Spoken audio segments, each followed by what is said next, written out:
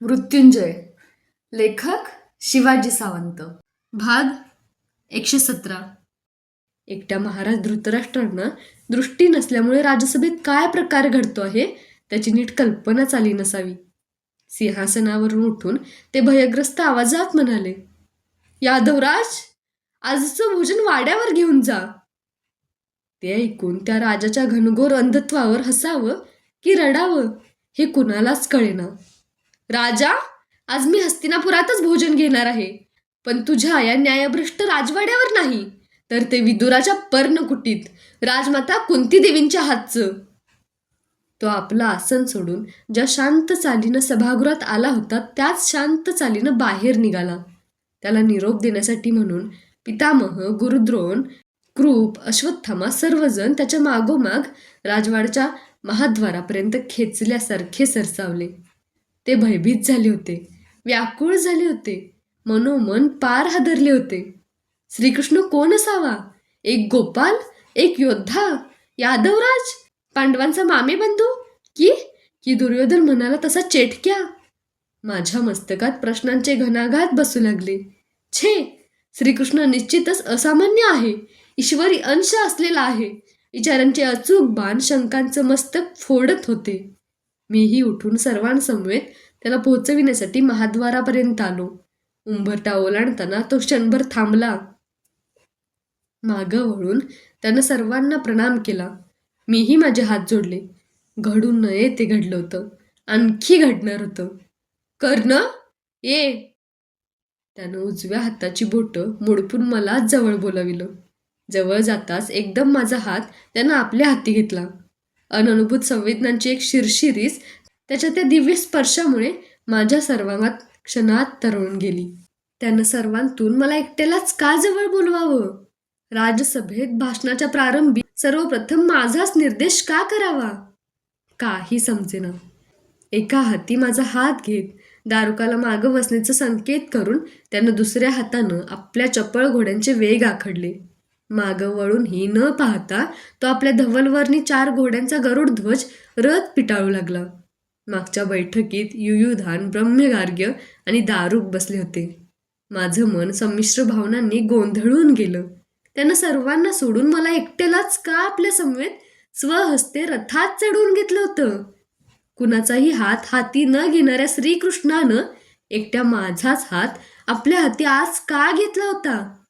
त्याच्या रथचक्रांबरोबर माझी विचारचक्र धावत होती. कडेच्या एका डेरेदार आम्रवृक्षाच्या गर्दपर्ण झडीतून एक कोकिळ पक्षी सप्तस्वरांतील तान घेत आमच्या रथावरून झेपावत सरकन पश्चिम दिशेकडे गेला. त्याच्याकडे पाहताना मला मावळतीच्या सूर्यदेवांचं दर्शन झालं.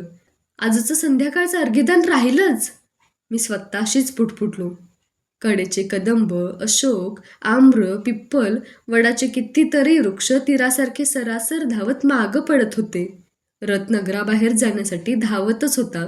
माझ्या जीवनाचा राजरथी त्याच्या सहवासात कीर्तीच्या राजमार्गावरून सुसाट धावत होता.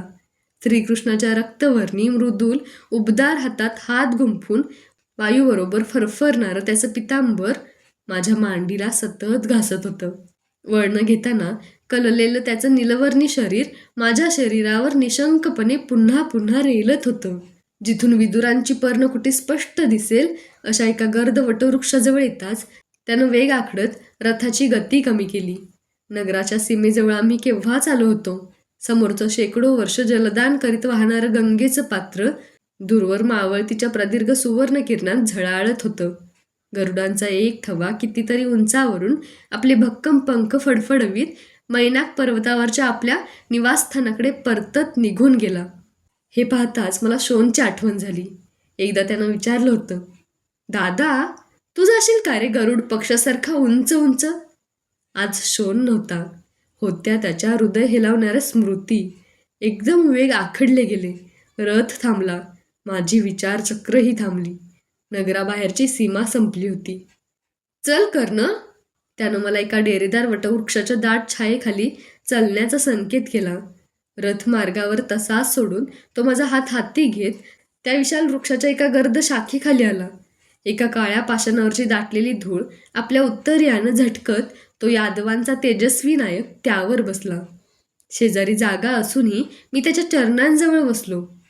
कलिंग देशात महेंद्रावर अशाच एका वटवृक्षाखाली भगवान परशुरामांचं मस्तक मी आपल्या मांडीवर घेतलं होतं. तो दिवस मला आठवला. आज माझा हात श्रीकृष्णाच्या हाती होता. तसाच वटवृक्ष माथ्यावर होता.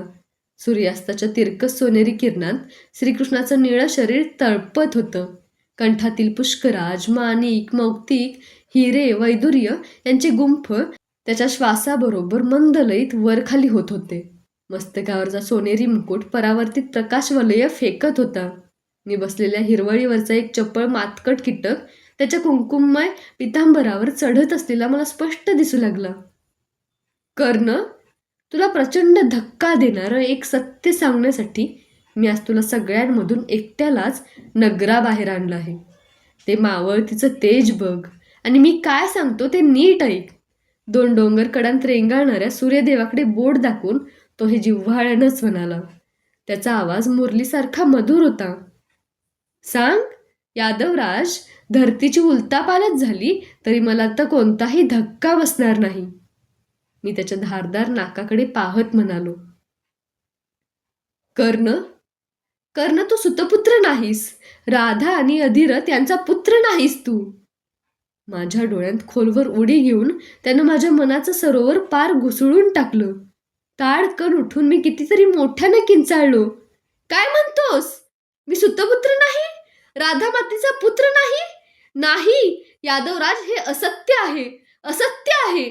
एक वेळ तुझं सुदर्शन चालं, पण हे असं जिभेचं खडक नको चालवूस. मी सांगतो आहे ते सत्य आहे. तू क्षत्रियांचंही क्षत्रिय शोभशील अशा एका दिव्य कुलातील आहेस. तू राजमाता कुंती देवींचा प्रथम पुत्र आहेस. पश्चिम क्षितिजावर तुला तुझं कुल सांगण्यात माझी काही चूक तर होत नाही ना? हे काटेकोरपणे पाहणाऱ्या साक्षात सूर्यदेवांच्या हिरण्यगर्भाचा तेजपुत्र आहेस तू. त्यानं पश्चिम क्षितिजाकडे बोट उंचावलं. माझ्या सर्वांगातल्या रक्ताचे कण कसे त्याच्या शब्दांबरोबर उधळू लागले. हर्ष, अभिमान, महानतेची जाणीव यांनी मनाचा कोश फुटून नेत्राच्या पन्हाळीतून सरसर पाझरू लागला.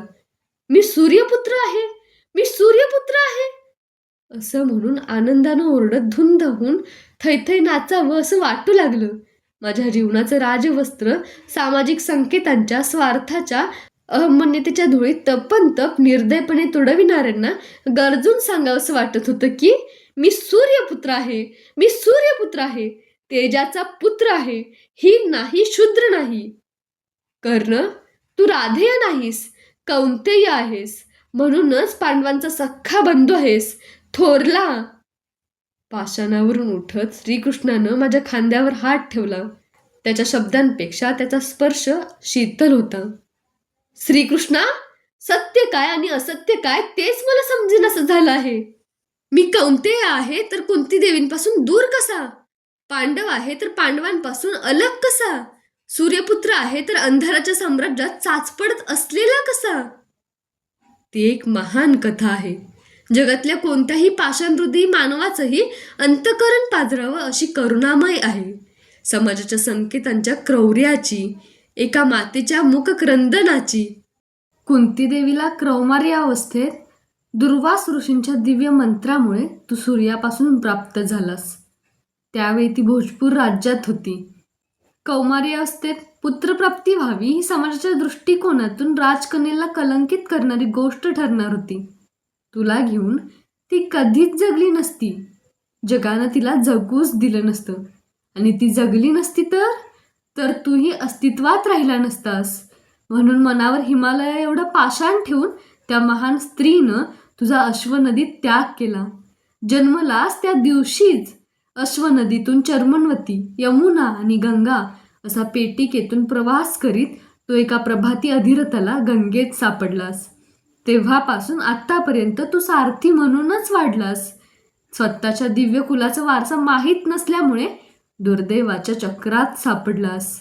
कर्ण, तू सारथी नाहीस. दुर्योधनाच्या अन्यायी पक्षाला उभा राहू नकोस. जगात कुणालाही नसतील असे 3 पिते आणि 3 माता तुला लाभल्या आहेत. सूर्यदेव, महाराज पांडू आणि अधिरथ यांचं पितृछत्र तुझ्यावर आहे. कुंती देवी, राधा आणि गंगा यांचं मातृत्व तुझ्यासाठी तळमळतं आहे. कर्ण, आजचा एकच दिवस तुझ्या जीवनाला आमूलाग्र वळण देण्याचा आहे. तुझं कुल श्रेष्ठ आहे. तुझा वारसा दिव्य आहे. पांडव तुझे सख्खे बंधू आहेत. तू सर्वात पहिला पांडव आहेस. ज्येष्ठ कौंतेय आहेस. त्याच्या प्रत्येक शब्दाबरोबर भावनेची एक एक प्रचंड लाटच माझ्या मनाच्या किनाऱ्यावर घोंगावत गरजत आदळू लागली. क्षणातच जेव्हा चंपानगरीहून हस्तिनापुरात आलो, त्या दिवसापासूनचं माझं जीवन त्याच्या विराट रूपातल्या उजव्या हाती धरलेल्या सुदर्शनासारखं डोळ्यांसमोर गरगरू लागलं.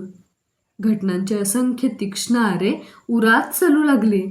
साक्षात तेजाचा पुत्र असूनही या दीर्घ जीवनक्रमात अपमान, वंचना, अवहेलना, उपेक्षा यांशिवाय मी दुसरं काय अनुभवलं होतं?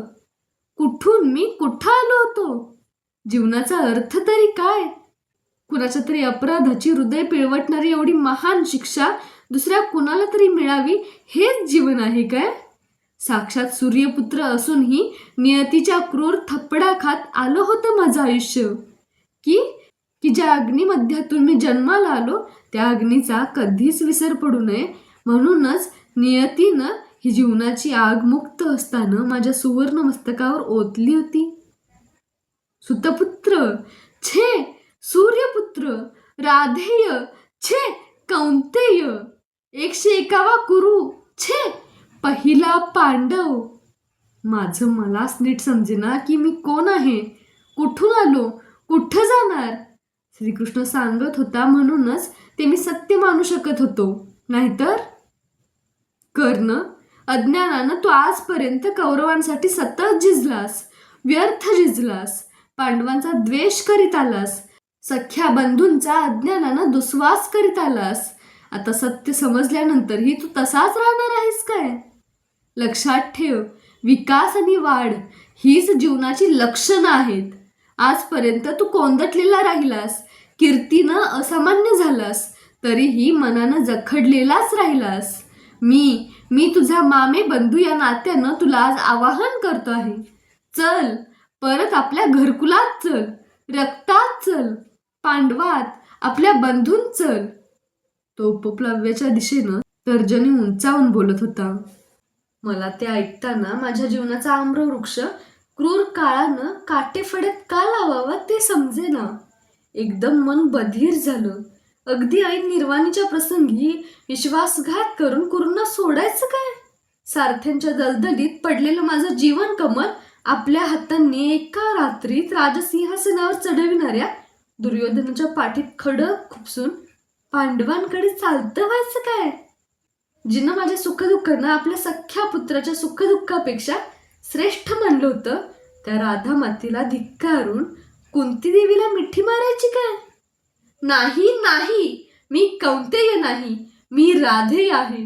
नाही, मी सूर्यपुत्र नाही, मी सुतपुत्रच आहे. संस्कारांनी घडविलं तेच माझं जीवन आहे. नियतीनं दाखविली तीच माझी दिशा आहे. कर्ण, असं संभ्रमात पडू नकोस. चल, माझ्या समवेत रथारूढ हो आणि सरळ उपप्लव्याला चल. धर्मशास्त्राप्रमाणे तू पांडू राजाचा कालीन पुत्र, ज्येष्ठ पांडव आहेस. वेदवेत्या ब्राह्मणांत राहून तू आपलं धर्मज्ञान वाढविलं आहेस. ब्रह्मचर्य आणि अर्घ्यदान, आत्मसंयमन, दानसत्र यांनी तू महत्पदाला पोहोचला आहेस. प्रत्येक पांडव एकेका गुणात श्रेष्ठ आहे. तू तर सर्व गुणांनी युक्त आहेस. पहिला पांडव हे सार्थ नामाभिधानच तुला शोभण्यासारखं आहे. चल कर्ण, अजूनही शाश्वत मार्गाकडे चल. समय गेलेला नाही. माझं म्हणणं मान्य कर. चल, चिरविरह सोसणाऱ्या आपल्या कुंती मातेकडे चल. बंधू प्रेमासाठी उत्सुक असलेल्या बांधवांकडे चल. या सर्व राज्याचा अभिषेक वडील बंधू म्हणून पांडव तुलाच करतील. हातामध्ये पांढरी शुभ्र चौरी घेऊन युधिष्ठिर ती तुझ्या मस्तकावर विनयानं जीवनभर ढाळीत राहील. तू रथात चढल्यानंतरच पारिचारक म्हणून तुझ्या मागून तो रथात चढेल. सामर्थ्यशाली भीमसेन तुझ्या मस्तकावर विनयानं छत्र धरील आणि ज्याला तो अज्ञानानं आजपर्यंत शत्रू मानत आलास, तो तुझाच बंधू धनुर्धर अर्जुन तुझ्या रथाचं सारथ्य करील.